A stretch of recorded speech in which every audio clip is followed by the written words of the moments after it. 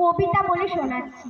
দারোগা বাবু এবং হাবু ভবানী প্রসাদ মজুমদার থানায় গিয়ে সেদিন ভোরে বললেন যে হাবু, নালিশ আমার মন দিয়ে খুব শুনুন বড় বাবু।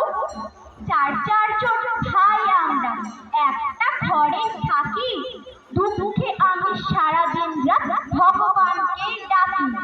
বর্দা ঘরে 7টা বেড়ায় পোষেন ছোট বড়, নিস্তা পোষেন 8টি কুকুর যতই বারণ করো।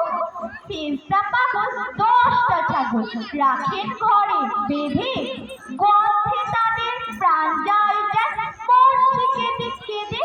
দারোগা তোমরা কি সব ভুলো, সদাই খুলে রাখবে ঘরে জানালা দরজা গুলো। শুনেই হাবু বেজায় পাবো বললে করুন সুরে, 150 পোষা পায়রা আমার যাবে যেসব উড়ে। নমস্কার।